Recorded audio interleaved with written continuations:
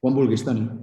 Sí, no, ho deia perquè hem rebut al CRP molts correus vostres de persones que s'han inscrit a la plataforma del Daniel, que és on us heu d'inscriure en el curs, però que després, per adquirir la certificació de les 30 hores que el departament ha adjudicat al curs, doncs també us heu d'inscriure al pla de formació de zona del CRP de l'Urgell. Molts de vosaltres ja ho heu fet. Llavors, quin és el problema que hi ha en aquest decalatge de 1.100 per una banda i els 400? Per una banda, que hi haurà gent que haurà decidit que la certificació no li interessa i ja està. I per altra, persones que no treballen pel departament, és a dir, no són docents, o no són formadors, o no tenen cap relació amb el departament, és a dir, que no tenen un correu Xtec, perquè per apuntar-vos a la formació el requisit és tenir un correu Xtec, i per tant no us deixa apuntar. Nosaltres hem fet la consulta i és així, és a dir, el departament considera que la formació que organitza el departament és per la gent del departament. Llavors, jo us vaig enviar un correu a molts de vosaltres informant que no us podríem certificar els que no teniu aquest correu. Per la resta, si teniu algun problema, com algú ens ha dit, ens ha fet arribar, tinc el correu caducat i la contrasenya m'ha caducat i no puc, si veieu que passen dies i no s'ha solucionat el problema i el diumenge s'acaba el termini d'inscripció, doncs ens envieu un correu a mi mateix, teortif@xtec.cat, ara us ho passo al xat, i ho farem manualment. D'acord? Doncs per la nostra part res més. Endavant, Daniel. Moltíssimes gràcies, Toni. I si voleu, nosaltres hem de ser molt puntuals perquè som a l'escola. Jo crec que valdria la pena que comencéssim. Avui estem en aquest curs d'Escoles que cuiden, potenciem els valors i el bon tracte, i estem a la segona sessió on abordarem més eines pràctiques d'autocura. Sabeu que el primer trimestre abordarem el valors i autocura, per això ho tinc en vermell, perquè són estem ara.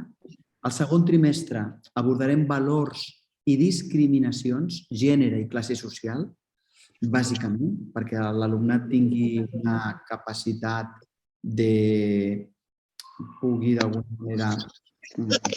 Ara, faig un muteo. Sí. Ja està. Fantàstic. Ahí vamos. I el tercer trimestre farem valors i pensament crític. O sigui que és un curs que intenta acompanyar-vos a través dels 3 trimestres. El primer amb 2 dies al mes i a partir del segon i el tercer trimestre només un dia al mes, però que espero que sigui molt útil.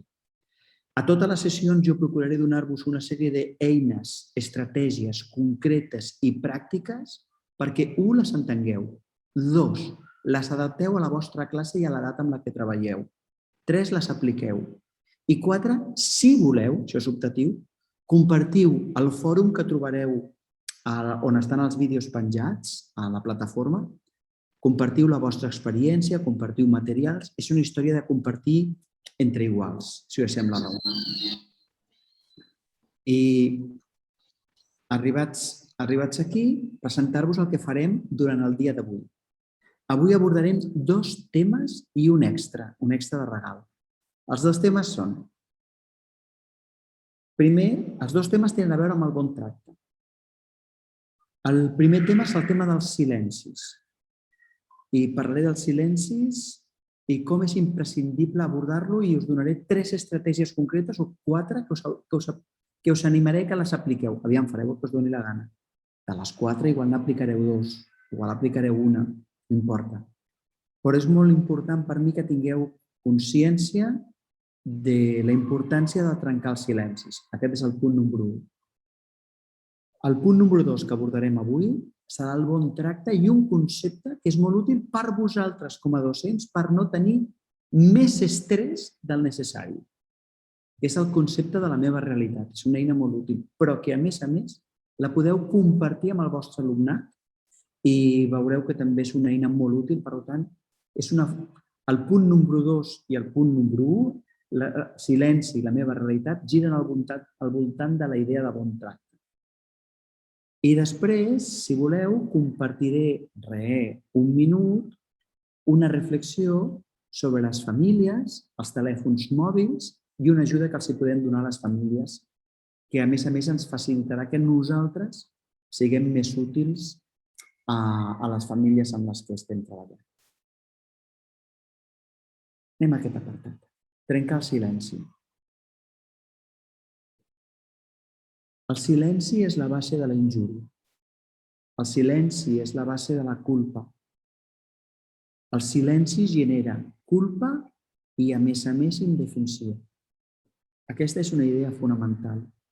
Com a mestres, hem de fer aflorar els silencis, els hem de trencar com una eina de bon tracte i de prevenció. I ara amplio això perquè, si no, sé que no s'entén. Quan jo soc gitano i a la meva escola la paraula gitano no es menciona mai, jo em miro al mirall cada matí quan em desperto, em rento la cara, em miro al mirall i veig un gitano. Però tu, que ets profe, mai menciones la paraula gitano. I com que mai la menciones, jo penso que està malament. Jo penso que estic malament. Jo penso que tinc la culpa d'alguna cosa, perquè si ser gitano fos normal, de tant en tant la paraula gitano sortiria per la teva boca i jo em sentiria acollit, sentiria que sóc normal. El teu silenci, el silenci dels profes que mai mencionen la paraula gitano, genera culpa. Els infants que són gitanes, que són gitanos, i aquesta paraula no surt a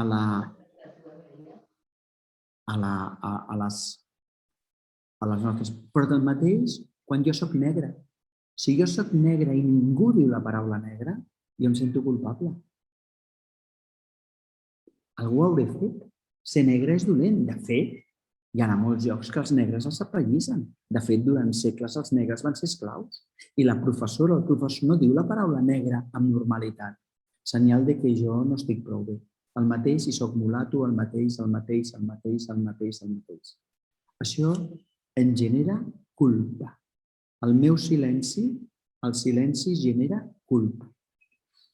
I nosaltres, com a profes, hauríem de mirar a trencar això. Però alhora, ara parlaré de la indefensió. O sigui, una cosa és la culpa i una altra cosa és la indefensió. Si jo mai parlo amb els meus alumnes del bullying, del maltracte, si algú el pateix, pensarà que ell té la culpa i, per tant, quedarà indefens. Si jo no sóc capaç de parlar dels abusos sexuals, quan un infant rebi o un adolescent rebi abusos sexuals, se sentirà culpable. Jo recordo, en un 5è de primària, treballava de mestre en una escola a Barcelona, i llavors un matí vam arribar a l'escola i va resultar que a unes nenes, un exhibicionista, s'havia exhibit i les havia molestades i les havia dit coses a nivell sexual a les 9:20 a l'hora d'entrar a l'escola.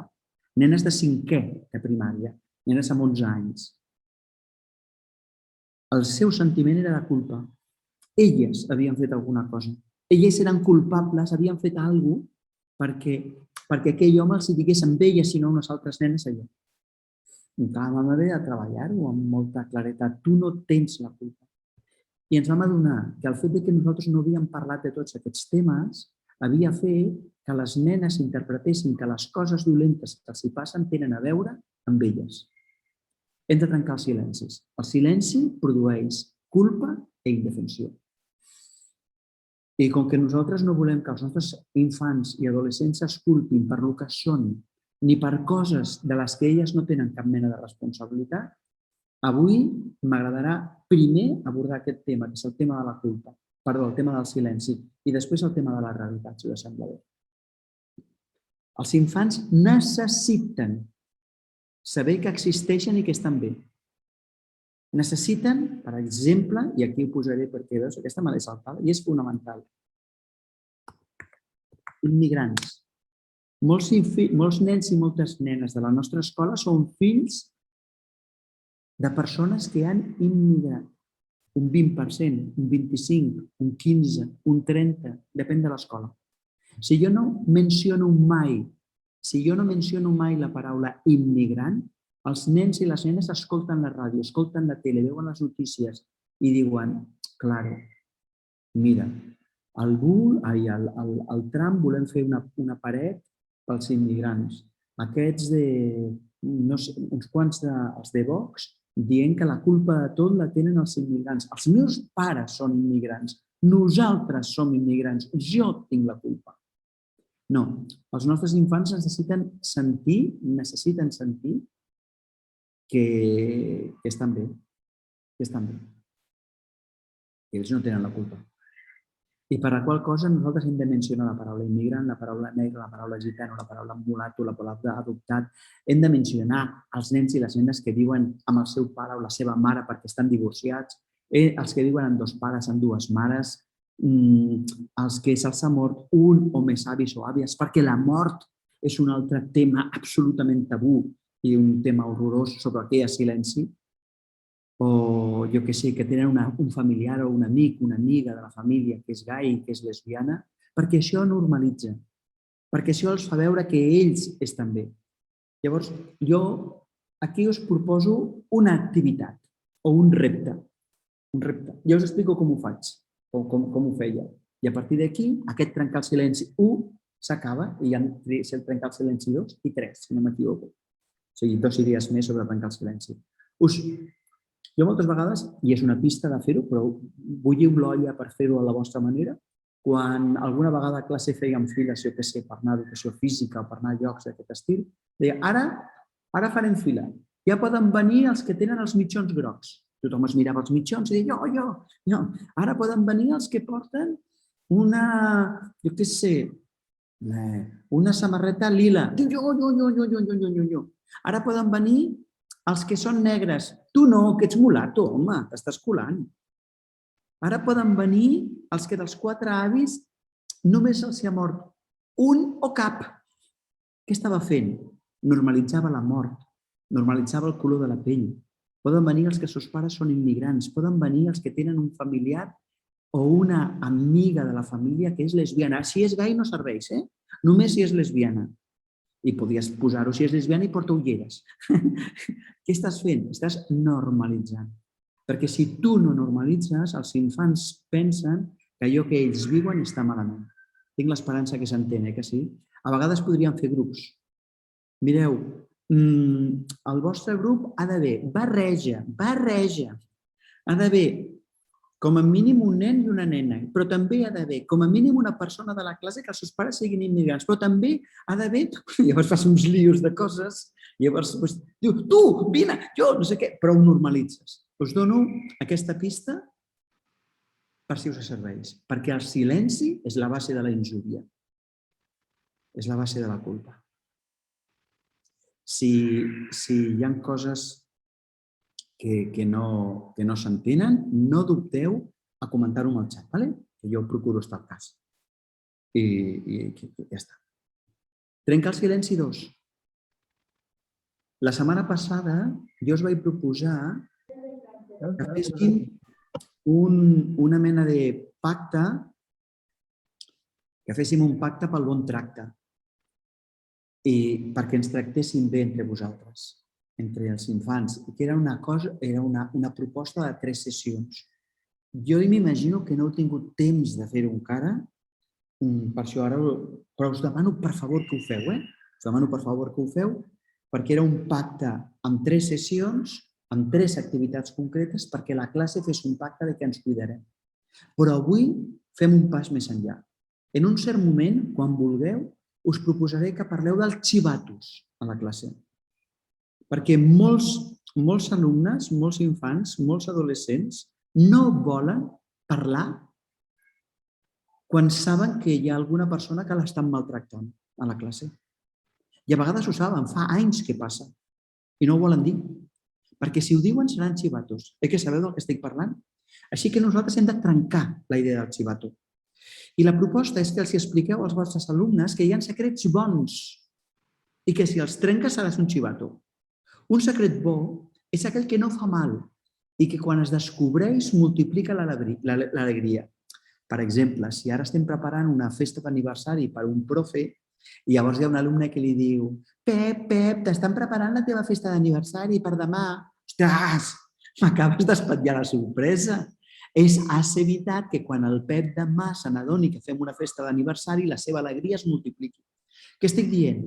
Estic dient que els secrets bons, aquests secrets, són secrets que no fan mal, és el punt número 1, no fan mal, i, a més, multipliquen l'alegria quan es descobreixen i que si tu els trenques ets un xivato. Que és fàcil d'entendre? Està xupat. Per tant, els diem, per favor, no sigueu xivatos. Però hi ha secrets dolents. Hi ha secrets que ens posen en perill. I aquests secrets cal trencar-los. Perquè si no els trenquem no ens podrem cuidar. I hem vingut a l'escola a cuidar-nos. Aquí estem a l'escola per aprendre a estimar-nos, per cuidar-nos. I ara us explicaré, i això és el que us suggereixo que heu de fer amb el vostre alumnat, els tres criteris que ens ensenyen quan hem d'explicar un secret perquè és dolent. I explicar-lo en aquell moment. Si un secret és dolent, no ets xivato. Simplement ets una persona sensata, ets una persona que et cuides i ens cuides. Ets una persona que val la pena. Perquè i ara t'explico els 3 criteris que val la pena que els escrivi, però no us preocupeu que hi ha un vídeo de 5 minuts que els explica. I llavors el podreu veure tantes vegades com vulgueu i aquest vídeo queda enregistrat, així que el podreu repetir tants cops com vulgueu. Primera idea. Digueu als vostres alumnes, quan algú us digui això és entre nosaltres, això no ho pot saber cap persona adulta, vine i explica-ho, perquè segur que et posa en perill. La gran majoria dels nens i nenes que pateixen abusos sexuals, hi ha una persona adulta que els diu això no ho pot saber cap persona adulta, és un secret entre nosaltres. I no ho expliquen perquè nosaltres no n'hem parlat, perquè hi ha el silenci, perquè se senten xivatos. Si tu ho explicites a l'escola, els infants diuen d'acord. Si una persona em diu això no ho pot saber ningú, t'ho vindré a explicar, perquè és impossible que si és una bona idea no hi hagi cap persona adulta que no se n'adoni. És a dir, si és un secret bo i tu ho expliques a un altre adult, dirà oh, quina bona idea, que bonic això que esteu fent, oh, que bé. Però si no ho pots explicar a ningú, és senyal de que t'està posant en perill, així que vine i explica-m'ho. Que s'entén això?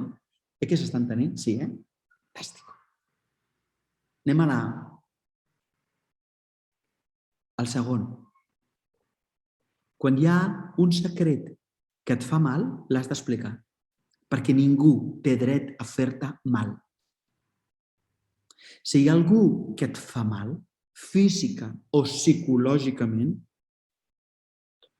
ho has d'explicar i no ets un xivato, perquè ningú té dret a fer-te mal i quan ho expliques et cuides.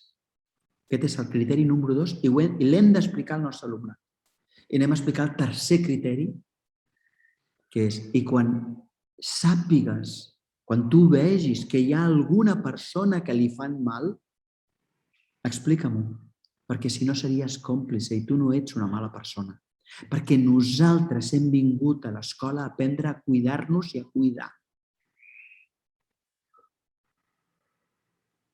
Us suggereixo que un dia el dediqueu una estona a parlar sobre aquest tema. I aquests són els 3 criteris de tancar el tema dels xivatos. A l'àrea d'alumnat us penjaré un vídeo i penso que va acompanyat d'un PDF, no me'n recordo, d'un PDF amb propostes d'activitats, però això ja no ho recordo. Ho penjaré a l'àrea d'alumnat, a la vostra àrea d'alumnat. És un vídeo que està en català i en castellà. I el podeu... Saps què passa? Que la meva germana és mestra i diu, jo aquests vídeos els passo quan faig castellà. Llavors, els passem a castellà, llavors en parlem, després els resumim per escrit i fem feina de castellà mentre fem coses d'aquest estil. Vídeos de valors. Però també i és un vídeo de 5 minuts que el podeu passar directament a l'aula o bé el podeu explicar vosaltres com us doni la santa gana. Perfecte. Ara vaig a mirar el xat per si hi ha algú que tenia un... D'acord. A infantil també podeu parlar coses diferents. Hi ha persones que van en cadira de rodes, hi ha persones que seuen, hi ha persones que són molt altes, hi ha persones que són molt primes, hi ha persones que... I aquí, com que tu coneixes el concepte com coneixes els infants de la teva classe, doncs ho diràs amb naturalitat. Aquest és el secret. Quan tu parles amb naturalitat, els infants veuen que és natural. I diuen, sí, és veritat, és que hi ha un que va en cadira de rodes, això és un fet. I clar, el problema és quan tu no pots dir cadira de rodes, perquè llavors el nen que va en cadira de rodes, què? És raro, és diferent, té la culpa. Llavors, sí, jo també ho faig a educació infantil, és també d'educació infantil molts anys.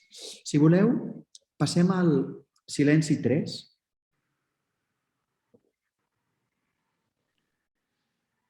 Sí. Hem de trencar el silenci sobre els abusos sexuals. No us correspon a l'escola. Ja ho sé, és que a l'escola ens ho correspon tot. Això és un rotllo. No ens correspon a l'escola, ho hauria d'explicar la família. Però no us feu il·lusions, la família no ho explicarà. Perquè la nostra societat no està preparada. Llavors, jo suggereixo una cosa molt simple, molt senzilla, si us sembla bé. És que aquelles famílies que són sensibles i que veieu... Jo us donaré un consell per parlar, per trencar el silenci dels abusos sexuals. I després recordeu-me que abordi-ho de la família, perquè és un truco que faig servir quan he de parlar de temes que són una mica difícils per segons qui. Us explicaré un truco perquè quan el vaig aprendre va dir, oi, que brillant això. Me'l va ensenyar una mestra i me'l vaig copiar. Llavors, mireu, jo crec que nosaltres en un cert moment podem parlar amb el nostre alumnat d'abusos sexuals. També us passaré un vídeo i uns materials extras que estaran penjats a la zona de l'alumnat, per vosaltres. És un vídeo que dura 5 minuts i que simplement soc jo, en català o en castellà, explicant mira, a sota les teves calcetes, a sota els teus calçotets, només et toques tu i quan siguis gran, doncs qui vulguis. Ara, si algun dia et passa que algú et toca sota les teves calcetes o el teu calçotet, busques a una persona adulta de confiança i li expliques perquè ella, aquesta persona adulta, sabrà què fer. Parèntesis, actualment hi ha contes que expliquen aquests temes dels abusos sexuals explicats per infants. Ho dic perquè no té per què passar, però les xifres del Consell d'Europa parlen de que a Europa 2 de cada 5 infants entre la infància i l'adultesa viuran abusos sexuals. Això és un 40%. Si nosaltres caiem a l'escola, els impedim tenir recursos i si els hi passa se sentiran culpables. Fa uns anys, en una escola determinada, van sortir a la llum uns abusos sexuals. No importa l'escola. Podia haver succeït a qualsevol escola. El problema és que n'hi havia persones adultes que havien estat abusades de petites i que van callar durant 30 anys. La pregunta és per què van callar si a l'escola... Aviam, que normalment no s'abusa a l'escola. Normalment els que abusen són o persones... És fumut això que diré, però això és així. Abusen gent de la família o gent molt propera a la família. Perquè per abusar d'un infant tu has d'haver guanyat la seva confiança. La pregunta és per què aquests infants i aquests adolescents van callar tant de temps. Van callar perquè nosaltres no parlem del tema. Van callar perquè ells se sentien culpables. Aquesta frase tan senzilla, a sota la teva roba, a sota la teva roba interior, només et toques tu i quan siguis gran qui vulguis, si et passa ho expliques a un adult de confiança, jo l'explicaria a l'escola. Recordeu que hi ha un vídeo i el vídeo a més parla d'un telèfon d'ajuda a la infància on sempre pots telefonar i demanar ajuda si et cal o si ets adolescent i et cal i a més això genera una quantitat de feina útil de cara a llengua que és extraordinària.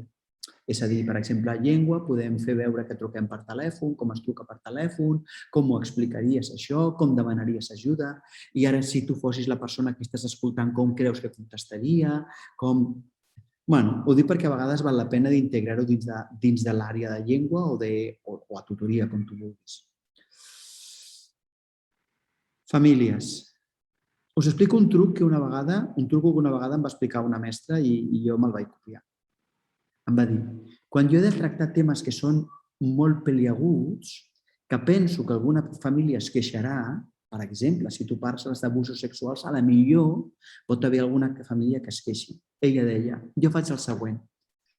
Agafo el vídeo, el material que vull passar a la classe, en aquest cas podeu passar aquest o explicar a una família que voleu explicar això o que teniu un conte que voleu explicar, i llavors el comenteu amb una família que sabeu que estarà a favor. I li dieu, mira, estava pensant comentar això a classe, com ho veus? Dirà, doncs és molt bona idea, llavors tu ho fas. I quan es queixi una família diu, ostres tu, aviam si us poseu d'acord, perquè l'altre dia la família de tal em va dir que ho fes. Ostres, coordineu-vos una mica. I tu ja ho has fet, que era el que volies. Ho dic perquè a vegades hi ha famílies que són molt primitives i a la que parles d'un tema els sembla... Però clar, si una altra família t'ho ha demanat, doncs claro, què faràs tu si no fer-ho? I un cop que ho has explicat, doncs ja està. Bé, només per si us serveix, que per mi va ser un truc molt útil per eliminar problemes quan tenia temes una mica conflictius. Tema número 4, el tema de la mort, trencar el silenci. Mireu, aquest el poso aquí per calendari. Si no, igual l'hagués abordat més endavant. I és que resulta que aviat arribarà Halloween. I d'aquí 15 dies, els profes que preparen Halloween ja es començaran a posar les piles. Ai, que hem de preparar el Halloween, que hem de preparar el Halloween. I en aquell moment direu, stop, stop, stop. Vull fer una reflexió abans de que feu Halloween. I és que abans de que nosaltres copiéssim el Halloween, que és una festa molt bonica i molt divertida i tot això, sí, estupenda, meravellosa, no tinc res en contra d'això, però abans de fer Halloween, a les escoles se celebrava Tots Sants, que ves per on era el dia de la mort. I per tant era un moment en què els infants sentien la paraula mort i la normalitzaven. En aquest moment la mort no està gens normalitzada, la mort no hi ha cap espai on tractar-la. I jo crec que hi ha un gran benefici de superar aquest tabú, un gran benefici.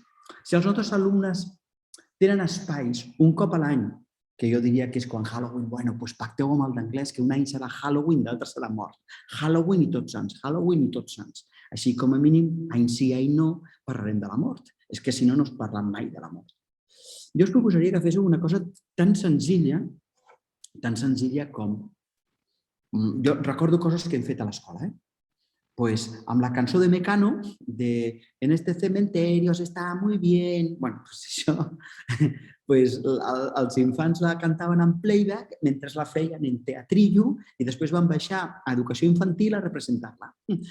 Pues és una forma de treballar la mort molt tonta. Hi ha aquella cançó molt bona de i jo que pensava que estava muerto i estava de parranda. Pues el mateix. Hi ha cançons que són guais. A vegades podeu demanar, si són més grans, que escriguin una obra de teatre curta, de 5 minuts, i la facin a altres classes, o simplement la fem per nosaltres, la fem en un altre cicle, no sé. Aquesta és una cosa que és interessant. A mi m'agrada aquesta. Aquesta m'agrada. I ara anem a la següent. Una vegada un alumne meu, jo era profe, estava impartint un quart de primària i un dels meus alumnes va morir a meitat del curs. En aquell procés d'acompanyar aquella classe en el dol de que havien perdut un company, una de les coses que vam fer va ser folrar tota una paret d'un gran pòster i escriure totes les coses que li volíem dir, totes les coses que havíem après, totes les coses d'agraïment. I d'alguna forma teníem un espai on nosaltres ho podíem plasmar. Altres anys he portat aquesta mateixa experiència aprofitant l'hora de plàstica, fèiem dibuixos, fèiem textos, fèiem... Depèn, això cadascú la seva... I ho anàvem situant amb un plafó, amb un racó que li dèiem els éssers estimats que han mort. Me'n recordo que a vegades amb infants petits de 5 o 6 anys doncs parlaven del periquito, que se'ls havia mort, del hàmster, i al costat, l'infant del costat parlava de l'àvia.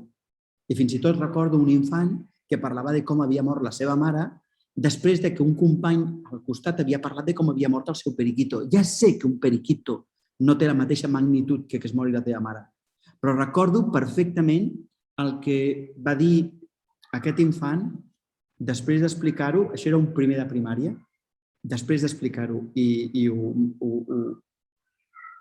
va explicar, ho van fer a plàstica, però també ho va explicar verbalment, i ara abordaré la llengua, explicar-ho verbalment, perquè després d'explicar-ho verbalment a tota la classe va dir: ja sé que ho sabeu, però jo encara necessito explicar-ho. Això, un infant de 6 anys. Per tant, tenim el pòster, tenim... Mira, ara m'agradaria abordar... Estic donant eines pràctiques perquè tingueu idees. Mireu, a llengua oral, a mi m'ha semblat molt important que la llengua oral la treballem a l'escola totes les setmanes i per la qual cosa una hora de classe setmanal sempre fèiem llengua oral. I una de les coses que fèiem és que sortíem a la pissarra, llavors cada alumne tenia 2 minuts per parlar. Ja sé que 2 minuts no és molt, però menos d'una piedra. Menos d'una piedra. Tenies 2 minuts sencers que havies de parlar. I escollíem temes que valguessin la pena. Un dels temes que van escollir va ser el tema de la mort, que va escollir l'alumne. I al marge d'aquest infant que dic que quan va sortir aquí ens va explicar sobre com havia mort la seva mare i com ho vivia ell durant 2 minuts i al final va acabar, és que jo ja sé que ho sabeu, però jo necessito encara explicar-ho. Recordo, i va sortir molts nens i moltes nenes parlant de la iaia, parlant del papa, parlant de l'avi, d'un tiet, d'un cosí que diu que tenia un amic... En fi, cadascú explicava la seva batalla, la seva història.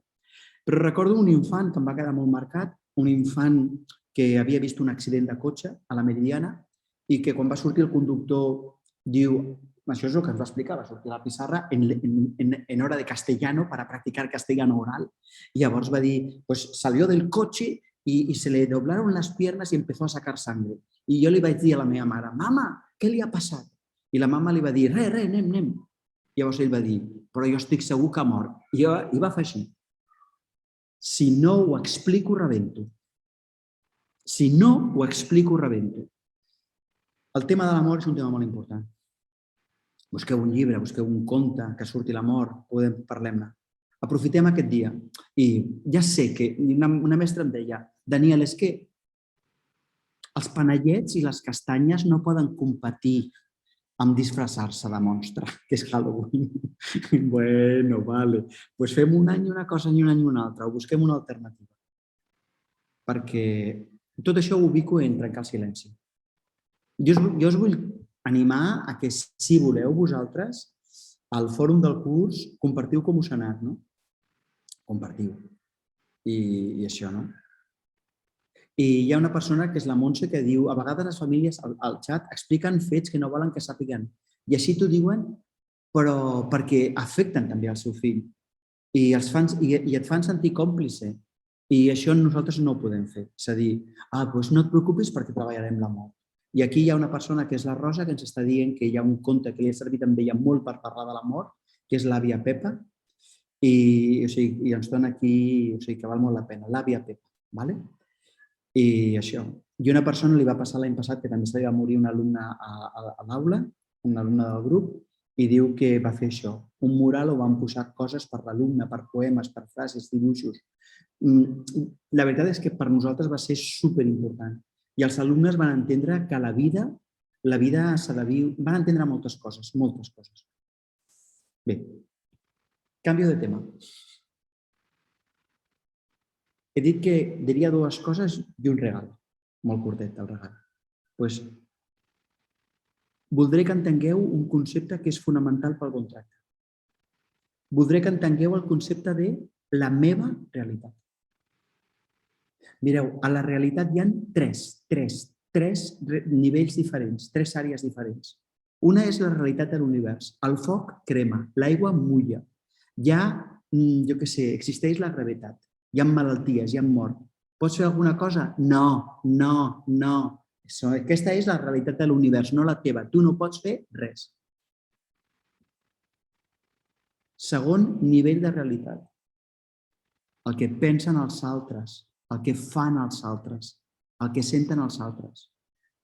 Tu no pots sentir pels altres. Tu no pots fer pels altres. Tu no pots pensar pels altres.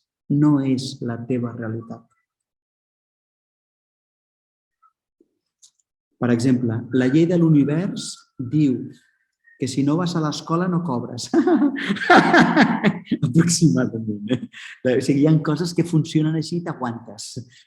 L'edifici que tu tens és l'escola que tu tens. Els alumnes que tu tens són els alumnes que tu tens. Punto.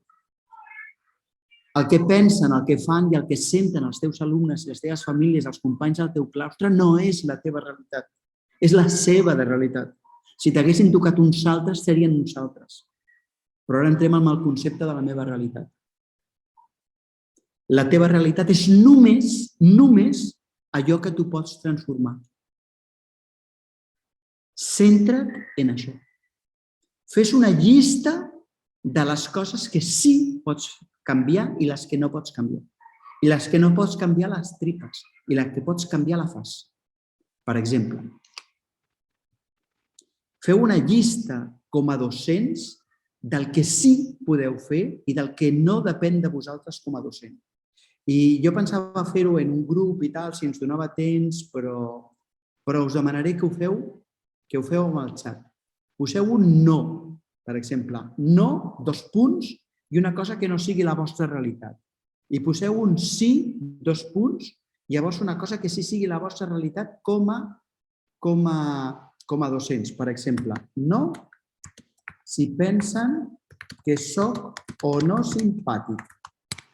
Sí, és la meva realitat. Què passa? Que no l'envio o què? Quina ràbia, per què no s'envia? A tothom. Ara sí. O poseu, per exemple, sí. Preparar-me a les classes. Preparar-me a les classes. Això és que depèn de mi. Feu un sí o un no. I a continuació el que sí és la vostra realitat i el que no. Anem allà. Molt interessant. No la situació concreta de les famílies. Exacte. Però sí el que els dius. Sí el convocar-les. Sí el recolzar-les. Sí el dir-los que vinguin a la reunió. No que vinguin. No l'organització del centre, però sí donar el meu màxim. No les famílies dels alumnes. Sí la forma de tractar els continguts. Exacte. Tu decideixes quins continguts i com els tractes. Quan estava de pràctiques, el primer any que vaig estar de pràctiques, vaig anar a una escola i una mestra em va tancar la porta i va dir: recorda-ho sempre, dintre de la classe faràs el que vulguis. Quina lliçó tan extraordinària. Va tancar la porta i em va mirar i em va dir: dintre de la classe fas el que vols. Doncs decideix el que fas. No decideixes l'estat d'ànim dels altres. No pots fer que estudiïs. No decideixes els continguts que ha decidit la Generalitat, però sí els que tu fas. Ui, el que acabo de dir. Ai. No podem canviar les famílies, efectivament. No pots canviar les dinàmiques de treball de la meva companya, efectivament. No pots les reaccions de les famílies. Sí pots planificar la teva classe. Sí pots intentar motivar. Sí pots esforçar-te. Sí pots... Bueno, ho deixo perquè heu fet un munt, no les puc llegir totes.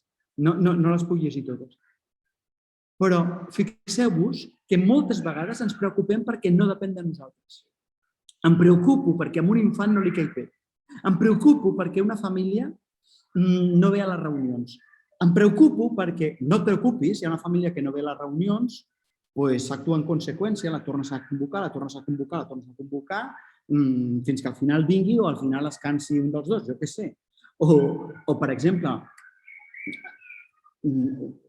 poso un exemple que jo vaig viure en un cert moment, una família que era un fet que no podia cuidar el seu fill. No el cuidava bé, l'estaven maltractant, no el cuidaven bé. Jo això no ho podia canviar. Em vaig reunir amb ells i els vaig posar el telèfon davant i els vaig dir: aquí teniu el telèfon de la DGAI per renunciar a la pàtria potestat i demanar ajuda, us ajudi la Generalitat. Serà millor per vosaltres i pel vostre fill. Si vosaltres no truqueu, trucareu jo. Van trucar ells. Jo no em centro en el que ells poden fer. em centro en el que jo puc fer. I això baixa l'estrès en picat. I us demanaré, per favor, que en la mida del possible feu el mateix amb el vostre alumnat.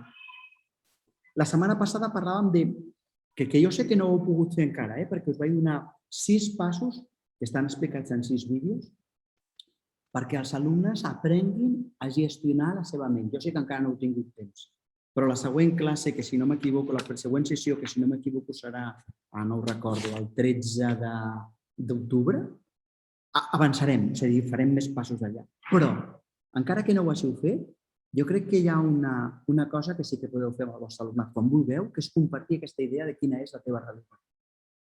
Que els alumnes facin una llista del que sí poden fer i del que no poden fer. Com se sap que jo ho puc fer? Mira, se sap perquè jo ho puc fer perquè ningú ho pot impedir. Ara mateix, vull que tothom els que esteu aquí, les 160 persones que estem,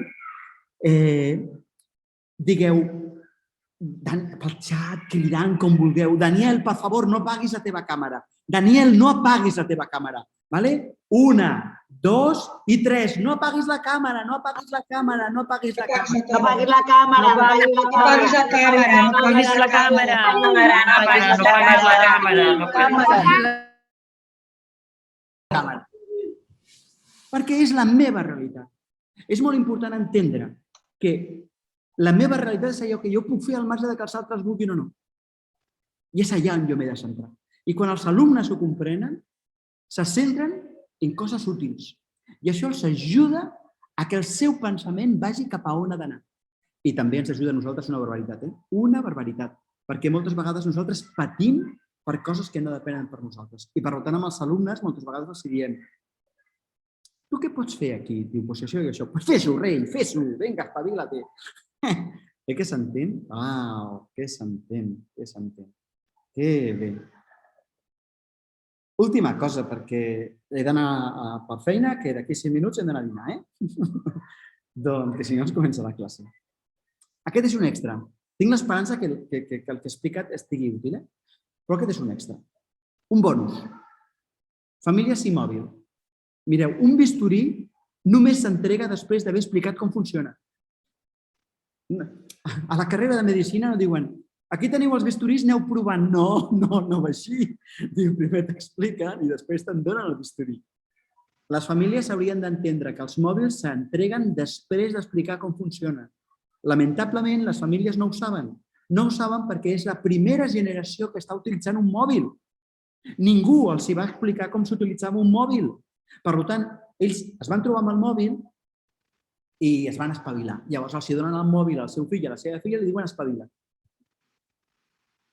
Llavors jo us proposaré que passeu a les famílies un contracte d'ús de mòbil. Un contracte que jo us el passaré, que ve a dir perquè la família el rectifiqui, el canviï i el signi amb el seu fill i la seva filla quan li doni el mòbil. I només es dona el mòbil després de signar el contracte. I el contracte diu moltes coses, de l'estil de: el mòbil és per trucar, però no per insultar ningú. Amb el mòbil no pots dir res a ningú que no diries en persona i de cap manera pots maltractar. 2. Si algú et maltracta, m'ho has de dir.